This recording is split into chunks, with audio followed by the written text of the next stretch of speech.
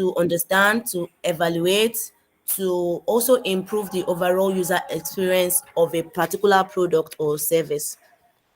Now, these methodologies, they help in designing products that are more user-friendly, efficient, and enjoyable. And we have some common UX methodologies. And don't forget, when we're talking about design system the last time, yeah, we said design system is like a guideline, like a framework, or should I say a template that makes our work easier, and like it just gives us that consistency feeling when designing a particular product. Like it gives us that consistency when doing that. So number one, and then use, okay, so I'm going to rephrase UX methodologies again. Like it's just they help in designing products that are more user friendly. Don't forget that your user experience means what the general feeling of a particular the general feeling a particular user have from the beginning of using your, in fact, from the time that they hear about your product to the end that they are done using your product. That is what user experience is all about. And so the methodologies are what they help in designing products that are more user friendly, that are efficient, that are enjoyable. So number one, the first UX methodologies that we have is user experience. I will try to be slow and also fast at the same time. So we have user research. So yeah, I know I've talked about this too. I'm sure I've talked about it, because like say whenever you want to even start designing a particular product or you want to work on a project, the very first thing you do is what is to conduct a user research. I'm sure we talked about that. And so here's the thing. Under user research, we have user interviews, we have surveys, we have contextual inquiry. And for user interviews, you conduct one-on-one interviews with your users so that you gather information, you gather insights about what they need, about how your product can help them, the behaviors, their pain points, to empathize with them. This is the stage of empathy. You empathize with your users at this particular stage. Then we have surveys. You create questionnaires to collect quantitative data on user preferences and opinions. Don't forget that even when you wanted to do your final year projects in school, for those that are done with school, you do what's it called? You do your survey to help them know what yeah, it's true now. Everybody, I'm sure that most people have final years, or maybe you've done your final year. So you do your questionnaires to help you want to understand what you are doing. Those informations you're trying to gather is to give you an analysis of whatever it is you're trying to do, so that you will not go and give an information whereas the information is not correct. So you do you collect their name, you collect data about them, you ask them questions to help you improve your product, or you help you improve that project you are trying to conduct. So also we have contextual inquiry. You observe and interview your users in their natural environment to understand how they interact with the product or service. It's like, for example, now if Pedro wants to, like, apart from the fact that he's actually asking us questions with the meeting we had, like, was that not 3 weeks ago, for the user to just know how best he can serve us better, with the platform. If he sees me personally, like one-on-one, he can just sit and say, "Oh, Bukola, how far? That app, like, what do you think?" Not just online, he's having a one-on-one, like interview with me now again. But then in this state, it's like we are together. He's seeing my reaction, he's seeing how I'm actually expressing myself. Like, I'm in my natural environment, like nothing is wrong. Like, you just want to see how I'm using the product. Okay, log into the app, let me see how you feel about it. Then I'll log in and say, okay, maybe you also be checking my my facial expressions and so many things. So just be sure that, okay, I am not maybe lying because I'm his friend, or because, do you understand? So that is what the contextual inquiry also means. Like, you observe your users in their natural environment just to understand how they interact with your product. Then we have number two. Number one is user research, don't forget. Then number two, we have usability testing. So for this usability testing, we have moderated testing, we have unmoderated testing, and we have remote testing. And for the moderated testing, this is where users interact with the product while a researcher observes and asks questions. It's like you do as you go, or there's this something that they call pay as you go, or something. Do you get? So in this case now, as the users are using it, as they are testing the product, as they're interacting with it, the researcher keeps what you keep making your oh my god, you keep making your research, you keep getting your feedbacks right from them, that as soon as they're using it. Like the case I was saying, okay, if Pedro maybe meets me and saw that I'm using the app, as I'm using the app, I'm telling you, okay, this home button, I don't like where it, I think it should be here. Okay, yes. Then it's taking notes. Also, maybe why is this thing taking long to actually respond? All those things. It's taking notes. So that is what the moderated testing is like. As the users are interacting with your product, the researcher observes and asks questions. Oh, how are you enjoying this? Okay, is this feature good? Do you find this one okay? Do you understand? Then we move to the unmoderated testing. That one was for the moderated testing. For the unmoderated testing, this is where your users independently complete tasks and their interactions are recorded for later analysis.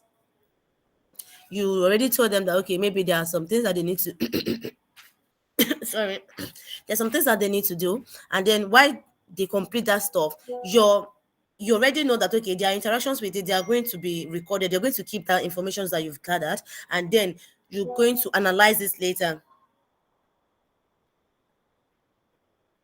Do you understand? Like, so it's just like you tell your users to do some things, and then you be like, okay, just you get the recorded information from them, and then you be like, okay, yes, let me analyze this and this, let me go with this and this, and just continue from there. Then we go to remote testing. Under remote testing is okay, you conduct usability tests with participants that are located remotely, like the way Pedro did. I mean, most people that did not come for the launch, I mean, yeah, most people that maybe they were online or maybe it was on online stuff. Okay, but everybody to log into their app and know what's going on and this and this and do this and this and this and this and this and this.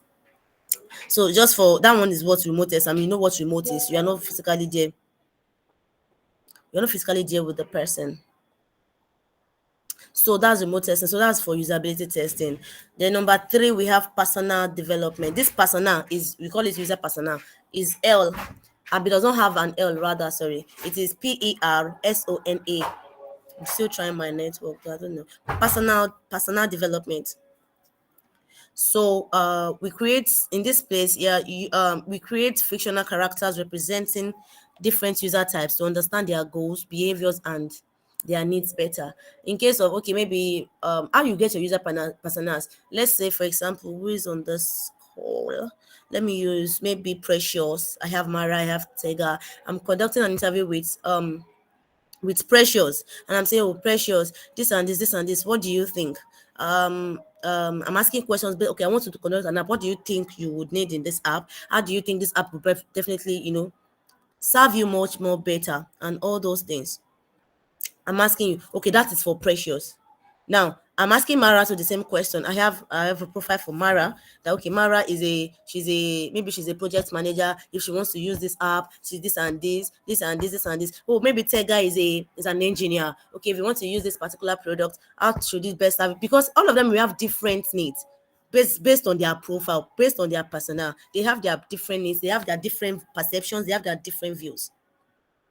Do you understand? So for personal development, you create a fictional character. They represent the user types. I won't really say most times now you go out there to get your personas really, and then it helps you in your product development. Then we have user journey mapping. Your user journey mapping, visualize this is where you visualize and analyze the entire user experience from the initial contact with a product or service to the completion of their goals. It's still more or less like the user experience, because you are mapping the journey of the users from the very first time they have contact, from the very point of contact they have with your product, basically. So you're mapping their journey. Okay, you're visualizing, you're already analyzing the user experience from the very beginning to the end. And then for you, we have card sorting. Don't forget that we spoke about card sorting the last class as well. Sorry. Okay. So for card sorting, you organize content and information architecture by asking users to categorize and prioritize items on virtual or physical cards. So it's just like you telling your users to prioritize their needs. You prioritize what they would like to benefit from something, and then they prioritize it based on their own, they categorize it rather based on their own priorities on virtual or physical cards, either anyone you want them to do it on. So we have also information architecture. That's number 6, which is also known as IA. And for this year, you create a clear and organized structure for information and content with a product or website. you know what information architecture is also known as, how do I put it now, maybe like the plan, how you want something to look like on an interface, how you want something to really really look like. So that is what that is. Sorry. So for wireframing and prototyping, I already spoke of what wireframing is.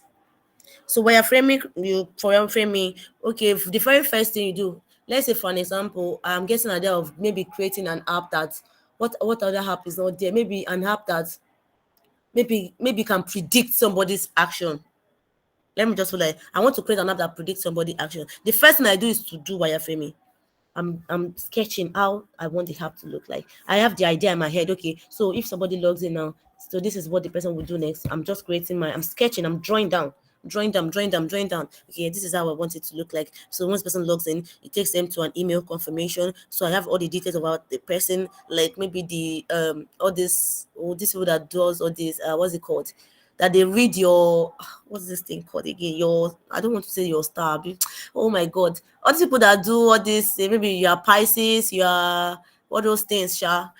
I've forgotten their name, but you know, like all these people that do all those counting for those stuff. Maybe I just like, maybe I have one those information that I have to do. Maybe the person just like that, maybe that's what the app we just need, and then we kind of predict the kind of person that you are and all those things. So me doing that, because I'm sketching all those things, that's what is called wireframing.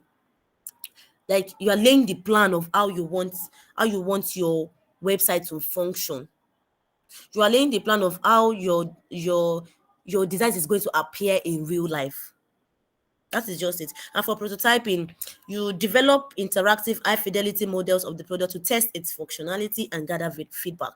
And please, can anybody still hear me, just to be sure? Yes, ma. Though the line is breaking, but Oh can my still catch god. up with Yes, what you are we We saying. can can hear you, hear but we you. can't see your screen. Hey, sorry, it's my network. I'm really sorry. Please, at any point that you guys cannot hear me anymore, if you want me to go back to something, just note it down, then we go back to it, please. Thank you. All right, ma. Yeah, thank you. So from there we move to number 8, which is accessibility testing. And for this, you ensure that your product or service is usable by people with disabilities. Following guidelines such as, there's something we call the web content accessibility guidelines. So you have to follow guidelines like that. You can check it out online. So you ensure that your product or service is usable by everybody. Don't forget, when we're talking about design, what's it called again? Was it design heuristics? No, or there which there was something we spoke about last week, and when we have to talk about accessibilities, and when we had to talk about Alexa, Siri, and all those things. I'm sure you guys remember that. And that is because somebody that created stuff, that created, maybe that allowed created Siri app or Alexa or stuff, is because of people that are with disabilities, and then also people that don't even have disabilities can also use it, right? So that is what the accessibility testing is all about. Then we also have heuristic evaluation. That's number 9. I'm trying to be fast as possible. Heuristic evaluation. Um, this is where you bring in expert evaluators on board now. That your expert evaluators, they assess a product's usability using established usability principles or heuristics. So we have some established design heuristics. We have them. So when you want to perform this heuristic evaluation, you bring in experts on board to come and perform the evaluation for you. That's that. Then we have A/B testing, and that's in this space you compare 2 or more versions of a product to determine which one performs better based on user behavior and feedback. You already have this. You already have this. Let's say the way we have LearnlyApp. Maybe there's another platform also that is also doing like LearnlyApp now. Okay, also doing the same that LearnlyApp is doing. So what we do is we compare both. We compare both and see, and also ask people question, know what's going on, know what is in their head, gather their feedback, and so many things like that. We know which one actually really does better, which one is even fulfilling the goal for which it is, the purpose for which it was created. So that's A and B testing. We also have eye tracking services and studies. Sorry, we have eye tracking studies, and there's an eye tracking technology that we have. Yeah, and I mean, yeah, that's for advanced stuff. So you use eye tracking technology to understand how users visually scan and interact with the website or application. So let's just leave that. And I'll be going to guerrilla testing. This guerrilla testing is when you conduct quick and informal usability tests with individuals encountered in public spaces to just gather rapid feedback. Let's say you're in a crowd, you're just taking, like, you have missed a crowd, and you just took that moment to just quickly just do your sharp do your testing. Everybody go to this platform, download this and this. Let me know what you think. Oh, then you start getting people's feedback from there, like as fast as possible, right? And then we also have yeah, emotional design analysis. This is where you evaluate your product aesthetics, your tone, the interactions, to evoke emotions in users. You know that there's some apps that you just open that you just feel good because of the color, the way they have, the way the maybe the animation, the old design. It just gives you that feeling of, oh my god, like you just like it, what you see. You just like it. So yeah, that is where, because you're tackling the emotional aspect of the users. Lots of people, even though something is bad, but because that thing is just, that emotional need is fulfilled from that app, yeah, they just don't they don't want to know. They don't want to know at all. And we also have, that's what I'm talking about, is experience sampling method, which is called ESM. And this one, in this case, you gather real time feedback from users. You're not just talking to fake people, you're talking to real people as well. You gather their feedback from, from your users here, by prompting them to record their thoughts and feelings at specific intervals during their interaction. You can tell them that, okay, once they go to the home page, let them record how they feel. you know I'm sure, okay, let's say if you are doing, when you are doing your project, like me now, when I was in school, I did a project, and I was in the food. I did, my project was on food, so people had to come and eat, and then give me feedback on it. And there's there are levels. You'll be like, okay, you do some, I did like maybe three products. I did pepper soup, so I did this carbohydrate filled pepper soup, and I did one that has potato, one that has plantain, and the other one that is just normal pepper soup without having anything. So you guys get to, like, a person has to, like, test the three and then tell me how they feel about each particular thing, or which one they would actually really go for. Now, in this case, that's three different products, yeah. But in your case, as users are opening your products, you are telling them to, maybe from the home page now, tell them that, how do they feel about this thing. In my own case, I ask them about the taste, the color, the feel, the I've even forgotten because it's been long.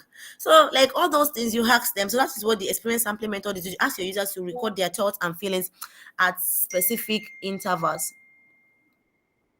So that's that about that. And really, the choice of methodology depends on the project goals, resources, and the stage of development.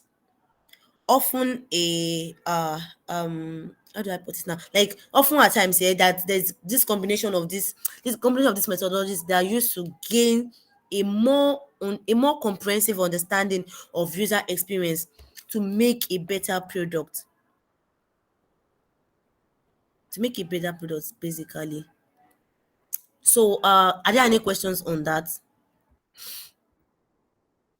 before I move forward? Okay, I'm not sure. No questions, Abby. Okay, so let's move forward. So design tools and softwares. We're talking about design tools and softwares, and all tools and softwares. Therefore, any profession or anybody, anything you're doing, you have your tools, you have your professions that your softwares that you're using, and it is basically for professional and enthusiasts, like for people across any creative disciplines, because we are talking about design now, and we have graphic design, web design, user interface, UX, user experience design, 3D modeling, and so many more, like so many more. And we have some, I'll be listing some design tools. I won't be explaining so much, but you guys need to, like, just follow through, and let's move from there. So for graphic design, yeah, you use Adobe Photoshop, Adobe Illustrator, InDesign, CorelDRAW, Affinity Designer, and so many others. For web design, UI UX designer, UX designers, and so on, you use Adobe XD, there's Sketch, there's Figma, there's InVision, there's also Framer as well. For 3D modeling, and I'm sure that's not what we're talking about, sure, but there are a lot of things, Autodesk, Maya, Blender, Cinema 4D, and so on. I won't be wasting time on that so much, so that we just, move. And for prototyping and wireframing, we have Axure, RP, we have Balsamic, we have Mock Flow for prototyping. So like it's just they're just so you can those things you can take those ones online, right? Depending on because it's a product design class. So what really concerns you right here is what is Adobe XD, Sketch, Figma, InVision, and Framer. So let's move. There's no time to waste. We have what's it called now? Our Figma basics. So I'm sure everybody we are going to be using. Oh my god, this thing should just connect on time. Because I mean, like we have to finish our design. I mean, we have to do something, and then I just tell you the functionalities of some of the tools on that Figma. Even if that's where we stop, it's still fine. We have okay, on Figma, yeah, we have the workspace, we have frames, we have layers panel, we have toolbar, we have vector editing, we have components, we have libraries, we have prototyping, we have version history, we have comment and collaboration, and we have plugins, we have presentation mode, auto layout styles, and text styles. Oh my god, how do we now do this now? Let me see. Oh, I can even connect to this Wi-Fi. Oh my god. Just a minute, guys. Let me All just right, hope ma. it loads. Let me just hope it loads. It loads. It loads. It loads. I just need to this Figma now is okay. I'm waiting for. I think it's already going.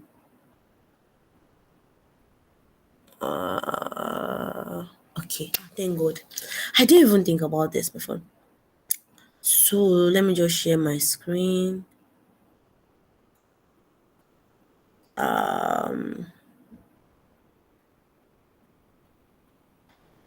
Figma window. Okay.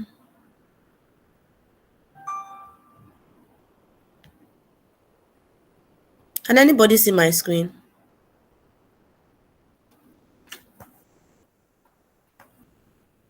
Can Yes, I anybody? can. Okay, you guys remember our caller app, right? Okay. So please forget this caller app for now. Let me see. I'm sure, like, see, the stores are still loaded. I don't know. I want to try and see if I can open a new file. Okay, so guys, yeah, so I'll be telling you the functions of some tools that we have here on I said tools here, functions of what's it called, of this of the stuffs we have here on Figma. So number one, yeah, if you please follow my arrow, you have to follow my hand.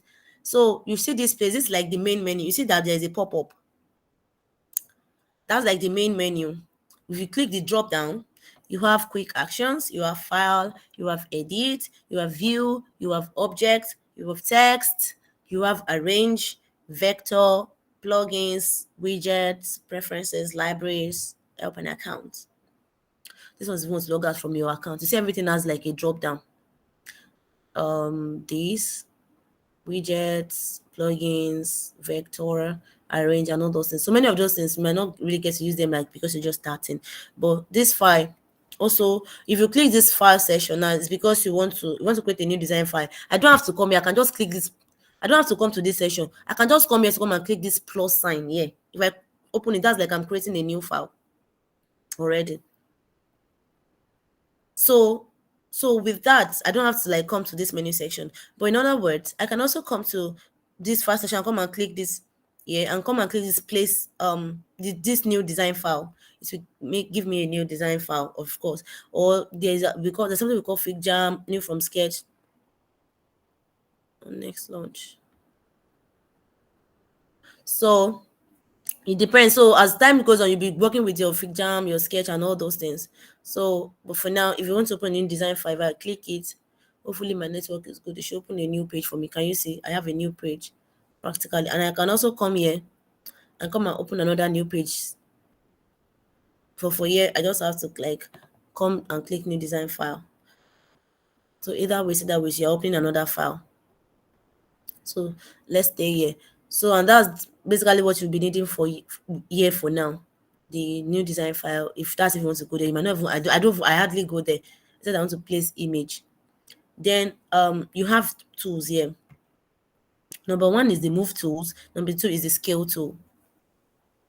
The move tool helps you move things across your it helps you move your image or anything you want, basically your frame and all those things. So let me go back to our Cola app. So at any time you open your app here, your stuff is automatically on move to. You can see like is automatically on move to. So if I select this thing and I double click, I can move it around. I can move it around. That's because it's on move to. And this is the size of our iPhone 13 Pro. Now we have scale. And the shortcut is K. You can press K on your Figma to go to your scale tool. And this is the difference between scale and let me copy this thing to show you. Now my stuff is still on move to. If I press K like this, I've pressed my K. Now this is the difference between K and V. V is your move tool, K is your scale tool. Between your move tool, can you see this my arrow? See this my arrow on this edge? Can you see like it's like double arrows? That's because it's on scale tool. If I change it to V now, I'm deselecting, I'm pressing V back if it's gonna work. Hold on, it's on move tool now. It has changed back to one single arrow. If I press K, please, so you are seeing what I'm doing. This thing is on one arrow now. If I press K now, it has changed to double arrows. And the difference is that now is on K now, is on scale 2. I want to increase this my iPhone 13 Pro. I'm increasing the iPhone 13 Pro, but then that doesn't mean that my how do I put it now? I don't think iPhone 13 Pro would work. Let me put in a rectangle. Let me use a rectangle.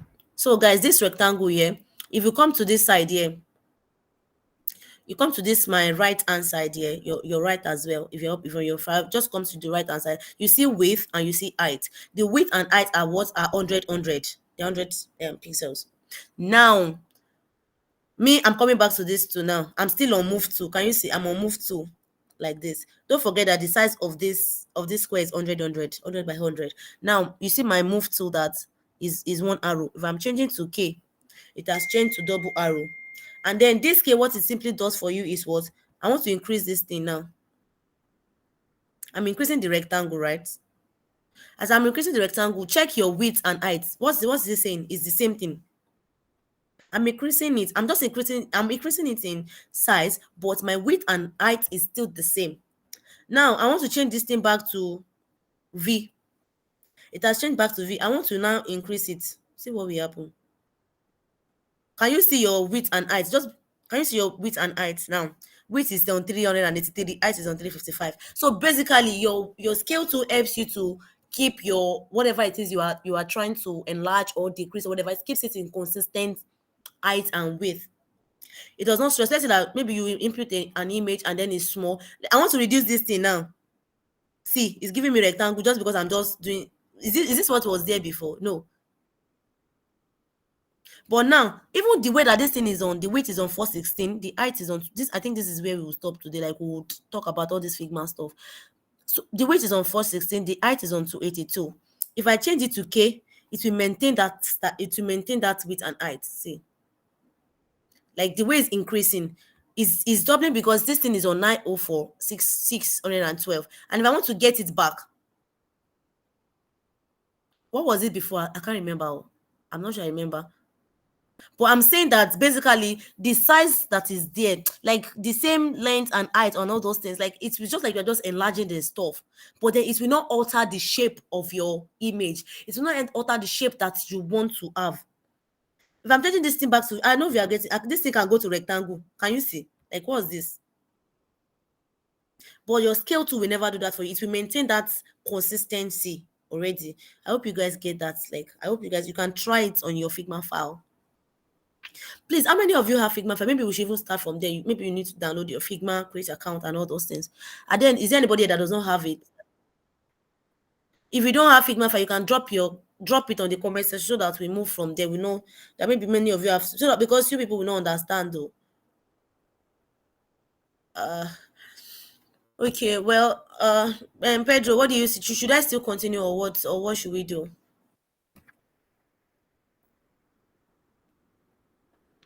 Yeah, yeah, sure, you can continue. Okay, so that's that about your scale and move to. But if you, so I'm deleting this rectangle back. So if you come here, we have frame. So under this frame, we have frame, we have section, we have slice. Don't worry, all these things will come into place as you are practicing on your Figma. So let's just go with frame. Sorry, let me delete that. So once you select frame automatically, I'm not clicking the drop down. No, I just select the frame section. Once I select the frame, did you see what's popped out on my right? You have this frame, you have phone, you have tablet, you have desktop, you have presentation, you have watch, you have paper, you have social media, you have Figma community, and you have archive. Sorry. So now, automatically, because I clicked frame, if I'm coming to my empty space here, if I click frame, it will drop automatically. But this is not what I need. I want to design a mobile app. I want to design a website. So I'm coming here. This is phone. If you want, this is phone session. You have different kind of phone model you can use. 14, iPhone 14 Pro, 14 Plus, Pro Max, 13 Pro Max, Pro, Mini, SE, iPhone 8 Plus, and Android 2 and Android Large. Closing it again. Then you have tablets too. You have Surface Pro 8, iPad Mini, iPad Pro 12.9. The ratio. You want to design maybe a desktop. You have MacBook Air, MacBook Pro 14, 16, desktop, wireframe, and TV. Let's say we want to design a website. I'm using the desktop. So you just click the frame that you want. It will automatically drop. You just click it. Let's say I want to do 14 Pro. MacBook 14 Pro, that's the size. Let's say I want to also do another, maybe I want to do a tablet. I'm using iPad Pro 11. That's it. So you have frames for anything you want to do. You have frames. And let's say you want to do, let's leave tablet. Let's say we have done for desktop, right? Yeah. Let's say you want to present. You have slide 16:9. You have it. Then let's say you want to do another, you want to design Apple Watch. We have the 45 mm. That's the layout. Let's say you want to design maybe you want to do a paper design, whatever, letter, tabloid, A4 paper. You have the A4 paper. Let's say you want to do anything you just want to do, social media posts, Instagram, Twitter. You want to do all those things. Let's say for LinkedIn, let's say Twitter post, or Instagram post. That's Instagram post. Also, I'm just showing you can select anything you want. There's also the Figma community plugin icon and all those things. Then we have archive. Maybe that's if you want to create a Figma community. All the phone that has been archived. Maybe phones that I've not been using, they put it in archive for me. This Macintosh, iMac, Apple Watch, so Facebook, MacBook, and all the other ones, Google Pixel. So because I've not been using them, so they just put it in archive for me. But basically, you have frames. You just start working with your stuff. So that's that about that. And that's on frame. Then here we have shapes. These are your shapes here. You have rectangle, you have line, you have arrow, you have ellipse, you have polygon, you have star, and then you also have your place image or video. Now, don't think that this is the only shape that we have. All these shapes here, you can maneuver them to form anything that you want to form. So I'm going with rectangle first. I'm also bringing in your ellipse. Then also I'm bringing in your star. Everything like that is on. This is design rectangle. So let's say, okay, I want to increase this thing. So I've changed it to K. I'm using the scale tool at the moment to increase it, and also this one too. If I use the scale tool, it will not change mine. I'm just increasing it. Also my star, I want to increase it so that you'll see what. So for your rectangle now, I'm not selecting now. So if you want to select, you see, just by hovering on it, is giving me a blue outline that okay, I'm hovering on this thing. So if I now select it, you can see this um small circles inside. You can see these small circles that are like radius. Let's say this is a perfect square now. I just select it once and this thing came now. So I just want to do this. This one self can change to circle already. That's my square that changed to circle. I want to go back again. I can go back to my square. You select. Once you select, automatically these 4 zeros come in. Just drag. Let's say you just want to give a small curve. You can put it on the small curve. If you put it on the small curve, that's it. Let's say you want to put it to another thing. This is it. And I want to get the perfect. I want to get the perfect circle. Sorry, I'm not still drawing. That's my perfect circle from my square. So you see that one image, I mean one shape can still give him. Now let's now say I'm going back to square now back. So now if I double click, the first one I did not double click, now I double click. You can see this outline thing. And then instead of the small zero inside the rectangle, the small zeros are on the edges. I'm They are on the sorry. edges instead. Sorry, we have a No. question. Somebody saying Figma has not been working. What could be the problem? Just That's because they've done some upgrades. So sometimes you might have to, like, if you try to open and it's not open, you can delete it and install it again. Your files are still going to be there, or you restart your laptop. So it depends. So maybe it's your network or any other thing like that. So can we move on? yeah, sure, we can. All right. Um. So moving on. Like I said, when you double click on your shape, not just your rectangle, any shape, I'm double clicking on this too. I want to double click on this too. It will bring this outline. That's because you can maneuver that shape to anything. I'm double clicking back on the square. Now the 0, 0, 0, the circles are now outside the edges. So this is what this one does. You can change your shape to anything you want to do it. See, I'm already forming I can get my triangle from this, or whatever shape, maybe trapezium, whatever thing.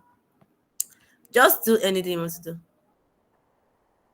This is me just playing around. This is my V. And I can also still reduce it. This is, in fact, this is not Nike, it's not Nike enough.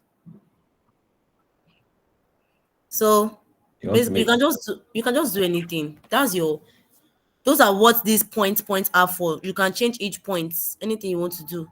That's 0, 0 that are inside. So just do anything. You can play around your shapes. Can you create another point in between 2 points? No, you can't. I saw like when you are hovering on the line, it was like okay, If you select it, no, if you select it, that's when you open to. I'm still coming to the pen tool. okay. That's when you open to. Can you see what you said now? That's because I don't want to jump the the what's it Uh, called? the other The okay. gun.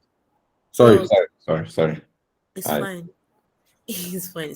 So see what our rectangle has turned to. So that's just that about that. For your circle, if you select once, don't forget that when we selected our rectangle, when we selected it once, it brought in some 4 dots for us instantly. But for circle, when you double click, you have 1, 2, 3, 4 as well. And this you now drag it inside. Wait, oh, we'll still do another thing. There's still another thing that will still come up. This is you just doing your whatever thing again. There's the shape of an egg already.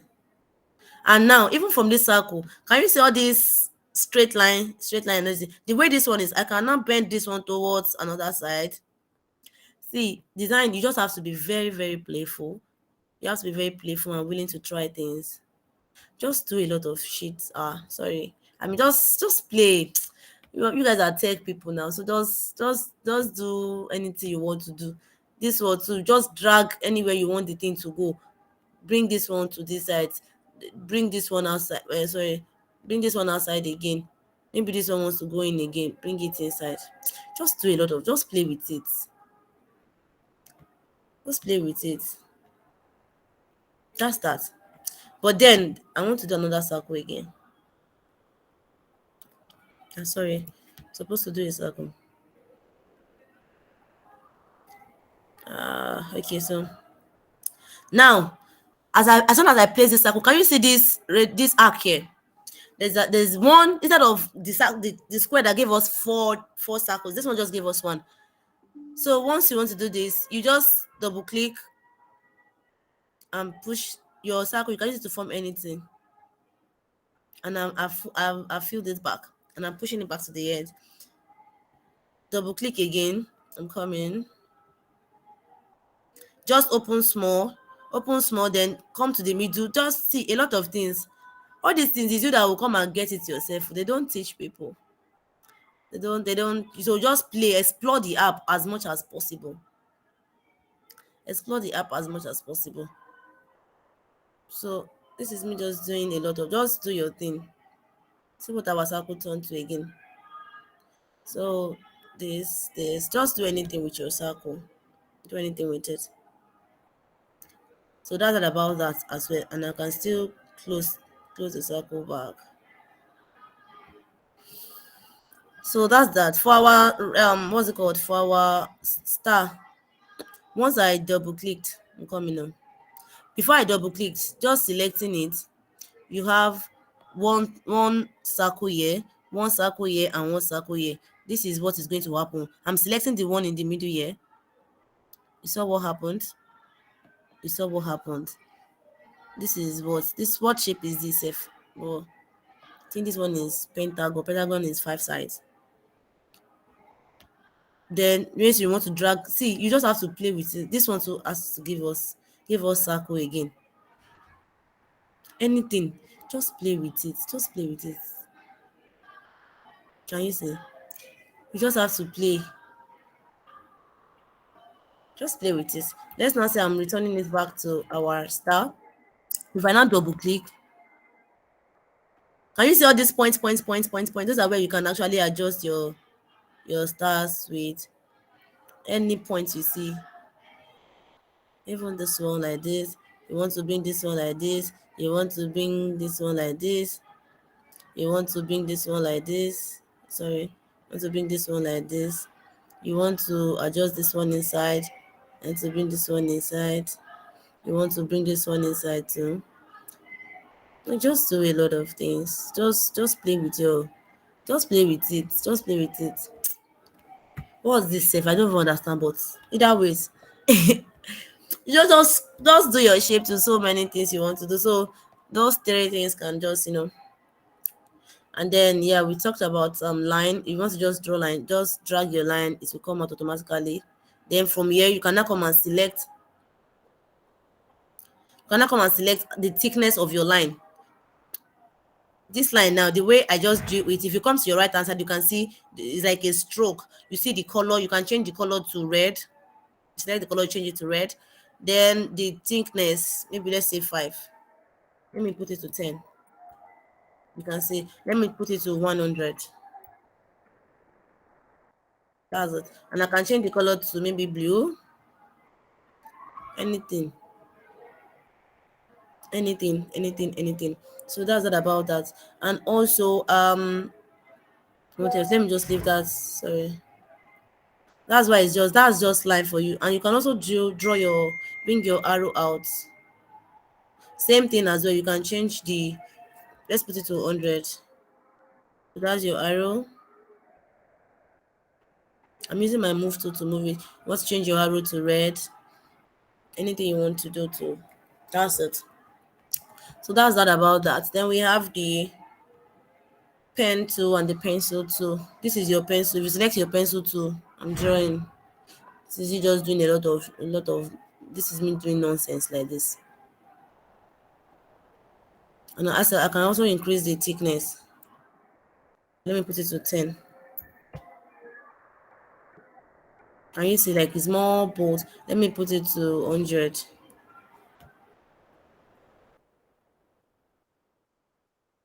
This is like that's various thickness. That's the pencil. For the pencil, you just basically do some things like you're trying to create something. Then you come and change the color to red. Then you change the stroke to like 7. Let's put it to 100 too, or even 200. That's what I do. Let's not say I want to do another one. It's just for you to draw things. I'll just do your thing. Then maybe this one's going to be in black. Everything's in black because they are connected. Um, so and also you can also still customize it. Sorry, hold on. You can customize it.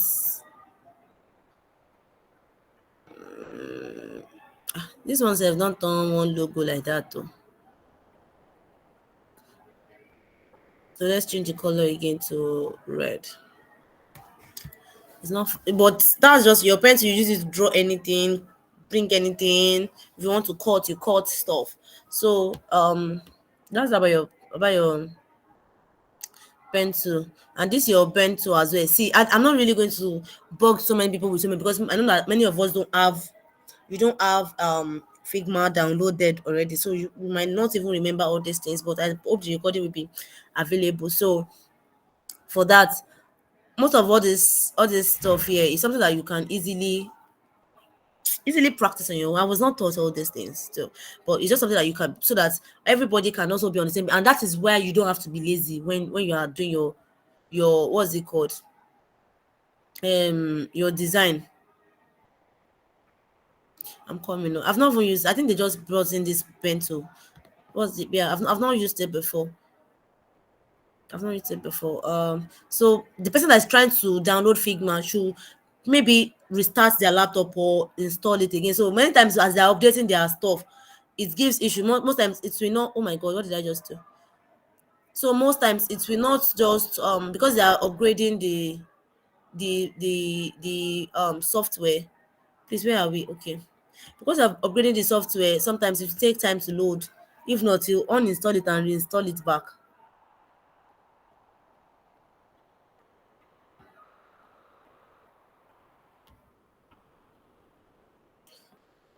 So wait, where's the bento that we saw now?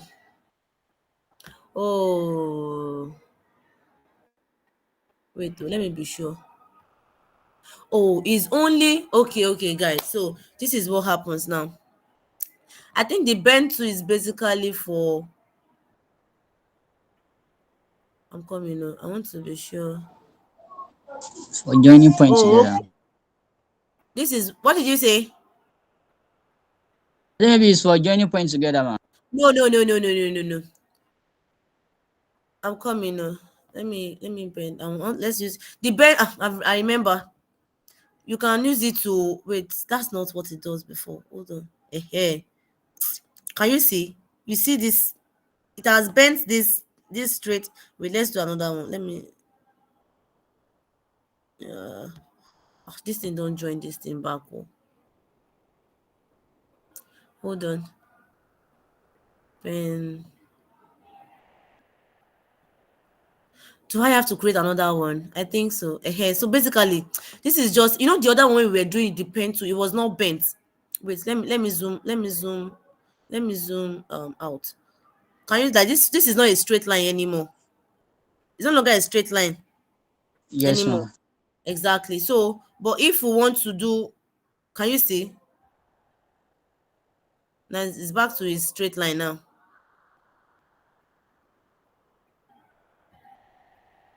I want to just do my, so it's going to be from here now. Can you see now? So basically, that's just the bent social. I don't really use it though. So that's just it. Spin. Okay, so nothing about that. Then we have the text tool. Once you select the text tool, just come here and just type in nonsense, but the stuff is small that you cannot see it. So let me just increase the text size 32. Oh, sorry, we've zoomed out. Where's the text again?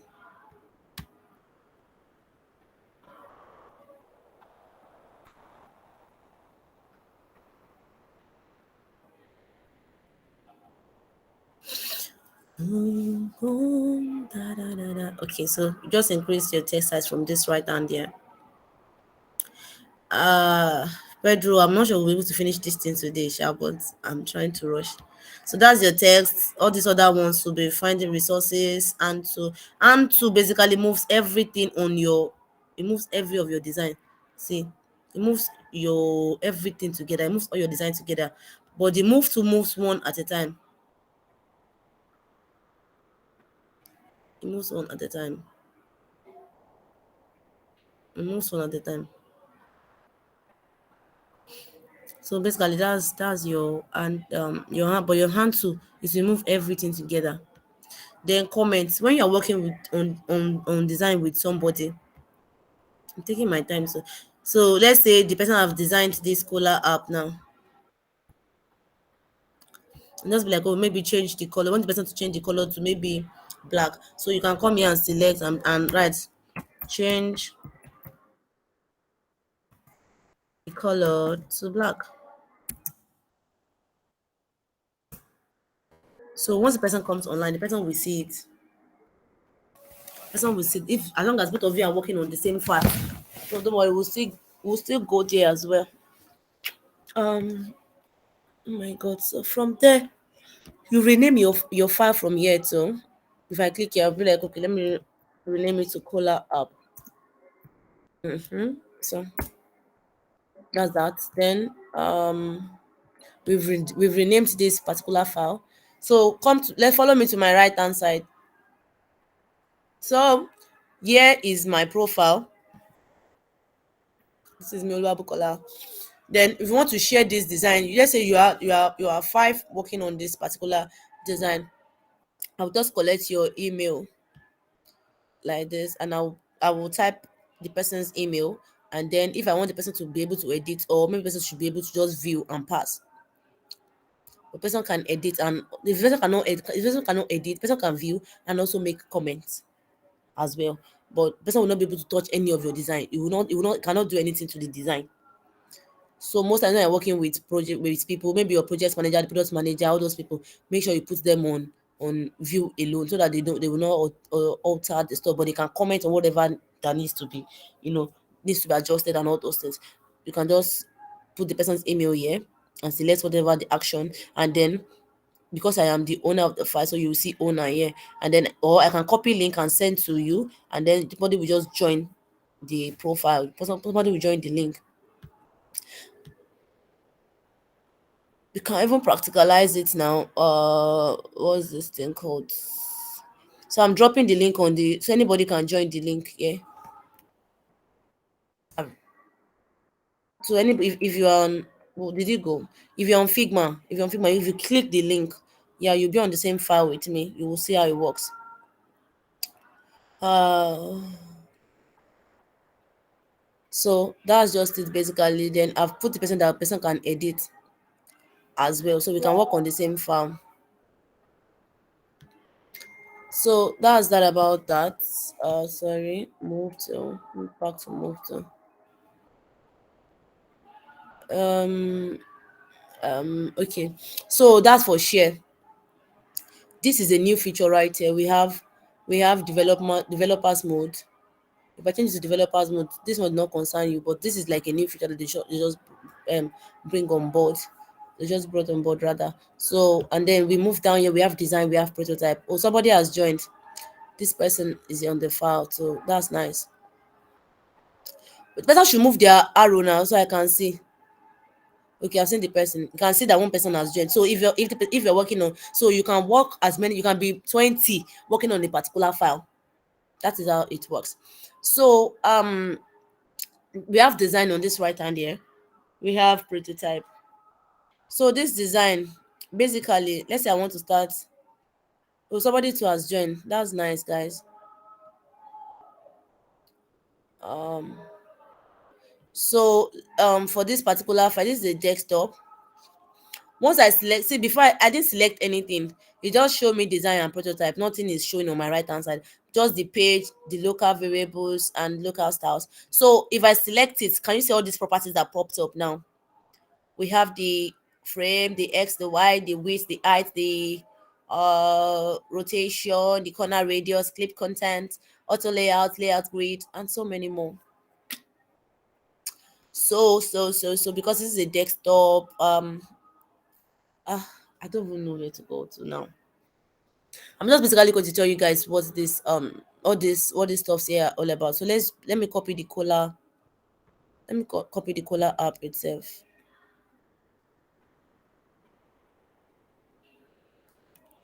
So guys, don't okay. Let me. I didn't teach you guys. So if somebody comments on your on the correction, let's say the way I say change the color to black, and the person has changed.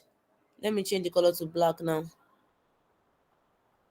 I've changed the color to black. So you click on the person's content. You can write done, and then you click resolve. This is resolve. Once you click resolve, the comments will no longer show.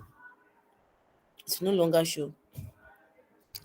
So for this color app, yeah, see the difference between your um between your color app and this desktop that is plain. See this desktop now. Once I selected it, can you see that this place is grayed out on directly under your design and prototype? Come to your just focus on that right hand side. It is grayed out. This place is grayed out because there's no content on it. If I select the iPhone 14 Pro, can you see that the color, the black color, is no more obvious? That's because for this color app now, let's say I want to disarrange everything back. Oh, sorry. Let me just remove this one. So let me put this one here. Let me so that you will see what I want to you see what I want to do. This one too should just come here. Sorry, group. This one too should come here. Let's lay down. So everything is scattered. It's not properly arranged. So I'm selecting color now. Come to this under your design here. The first one is what? Align left. I'm aligning it left. Can you see that it has helped me to align it to my left hand side? Let's say I want to align right. It has helped me to align it right. I want to align to the top. It will align to the top left. Sorry, top right. If I put it on align left again, it will go to the top left. If I say, okay, oh, please let me put this in top bottom, it will go down. We'll go to that's the side that it's on the left. Let's say I want it to go to right, it will go to right again.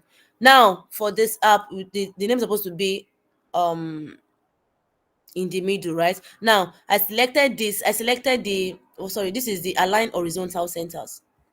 Horizontal centers is the space between here and the middle and this word and then the other edge.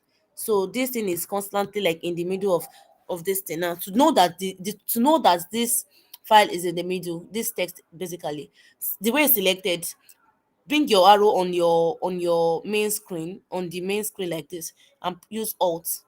Just hold on, like press on alt. It will show you the distance. Can you see that this is 159, 159? So it's like in the middle, it's balanced. So that's it. That shows like it's in the middle. But now that is not where the name of the app is supposed to be. It's supposed to be in the middle, right? So you just come and click align vertical centers. Vertical centers is from up to down. So it will create the same distance. It will create the same distance from up to the middle and from the middle to the bottom as well. So if you select this now, automatically it's bringing it to the middle for you. Automatically. Automatically. So that is settled as well. Now, this one too. You see that we now arrange this one because if you say you put it in the middle, it's going to cover the stuff. So you just know that okay, if the logo is supposed, if you want the logo to be maybe up here or somewhere around there, or let's say here, let's just put it up. Let's put it up. This is just for reference. So we're putting it up. So me, I put it in a place that I think that is okay for me like this.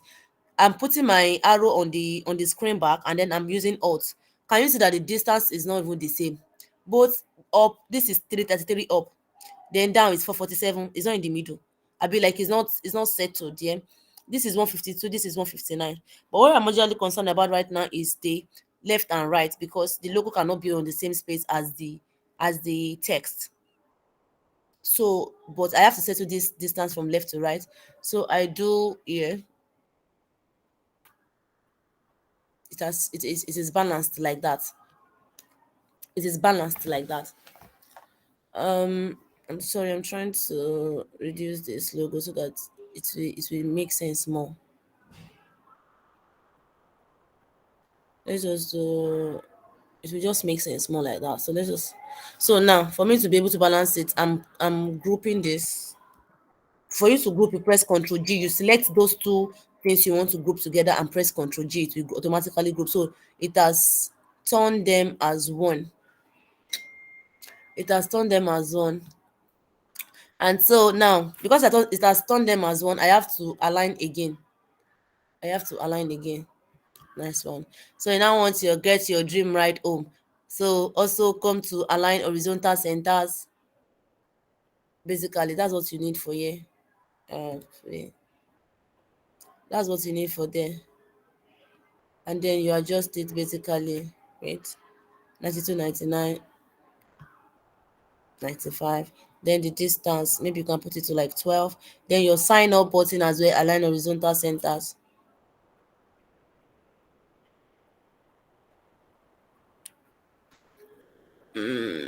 Let's prototype. Let me see. So basically, this is how your app is going to look on your what's it called on your.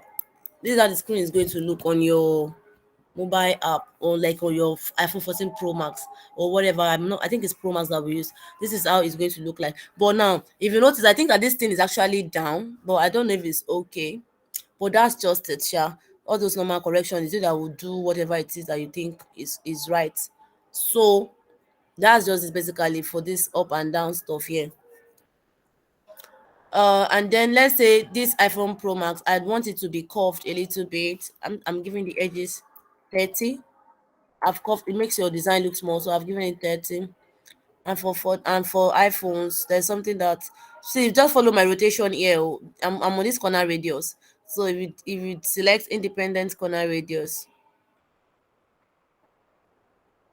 so you can choose to put this one on 0, but sorry, I'm just saying no, anything you want to do. So this place is on square, this place is on square, this place is on curved, this is curved. It's just for you to know, just for you to have an idea of what those things are for. And really everything can be on the zero back. The zero, the zero. Everything can be on the zero back. So that's just it.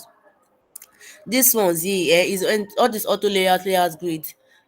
It helps you to make a uh my god, my battery is low. Sorry, I need to plug in. Pedro, hope you have not taken too much time like this. Um, I think this is a bit complicated. It's complicated, exactly. Now it's like looking like I'm actually rushing. Like this is like Yeah, yeah. class. But then the thing Um, is, the whole idea for the boot camp, and I think for everyone, I think we mentioned this expectation clearly in the orientation, is that you might not get everything in this boot camp. This is to help you get started, and that is the whole idea, right? So there are more extensive boot camps. If you have heard anything we've shared on LearnlyApp or from me, I will tell you it takes between 3 months till a year to get good at any tech skill you want to go into. And 3 months is even being modest about it. 6 months, and upward. So they are trying to show a lot of things, and the fact is we cannot show everything, and it is just to help you get started.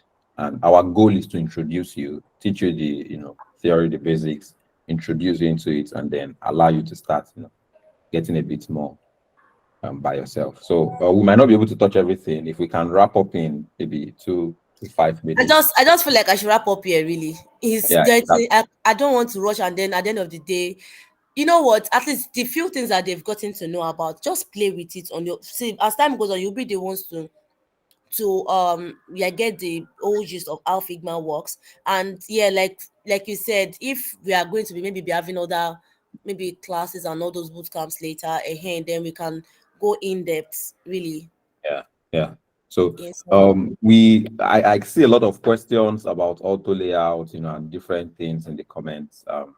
frankly, we just cannot touch all the We cannot topics. touch at This is all. supposed to be like an hour per week for 3 weeks. It was never going to be a session for you to know everything about product design. So I think we have done a good justice to teaching the basic principles. You have the resources on LearnlyApp, the basic principles on LearnlyApp, and then practical sessions, and putting it in practice.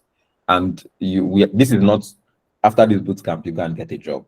Just to be clear, this is not that boot camp that once you are done with it you can get a job, and it's not the boot camp that says if you finish now you're already a product designer and you can go into the there's still more learning to be done, but this is to get, it's like we take you to the river and dip your leg inside so you can, this is it, this is what to do, and this is where you should go from. And then you can, find other ways to, learn more. Of course, Learnly App would always keep bringing out avenues for you to learn. We are planning on we had a couple of months ago when we launched, we planned for 6 months bootcamp. And this is just to let us know that these things can actually take as long as 6 months, to practice every little part of it, the typography, the different elements that is necessary, and everything that you need to do, using each of these tools. And I think the even place where you are going Sorry, to learn it Pedro, is, am I free to go? I have another yeah, sure. engagement like now. Yeah, sure. Thanks for the Okay, time. thank Please, you so much. I have question, ma. Yeah. Uh We would ask you on Slack. She's on Slack, so you can ask it on Slack. So, okay, All okay. right, sir. Thank you. All right, sir. Thank you. yeah. Um, so ideally in a standard boot camp, you're supposed to do a lot of practice, a whole lot of practice, and practice after practice after practice, and that's how you learn all of these things. Everything we are doing here, frankly, it's not going to stick very long. Yes, you will know what to do, but how you will learn these things is by practice. And that is why the last part of this boot camp, before we call it a close, is assignments. So, given that you have learned a little bit about Figma, you've been told how to install Figma. We've shown you how to design a Color app. We worked on Color app together. We know how to work on a couple of the tools. So the assignment is to design your website. Imagine a website about you, listing your skills, your proficiencies, however you want to go about it. Everybody should design a personal website with Figma. Just one, web page about your profile that is going to be like a personal website landing page. And that is going to be the practical session. Try to get Figma, try to install Figma, try to do this. And this is necessary for us to finally complete the knowledge. Nobody is judging how fine it is. There's no award for, maybe there should be award for the finest, maybe. And we are going to put it out for a vote and then see if we can give out actual reward for the finest. But then that does not affect anything. All we just want to see is you to try it out. And there's going to be a graduation ceremony on the 13th of October. I think that's in 2 weeks' time, the Saturday after this next Saturday. So you have 2 weeks to try to install Figma, design anything, submit, and then on that day we'll share out the certificates, based on all of the submissions we get. Of course, in addition to the attendance and the app, as many people that completed it on the app. So all of these things matter.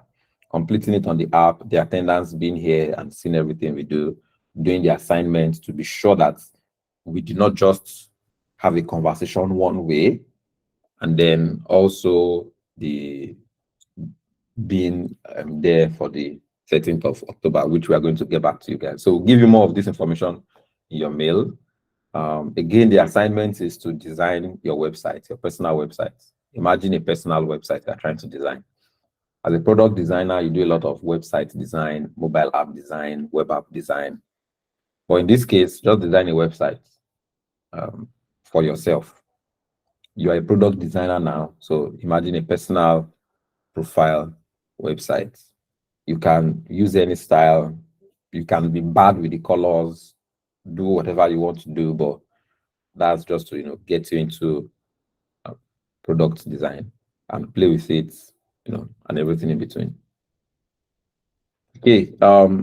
Are there any questions? Maybe I can answer the questions, general questions about the bootcamp, about LearnlyApp, or if there are specific design questions, she's also available on Slack and all of our communities.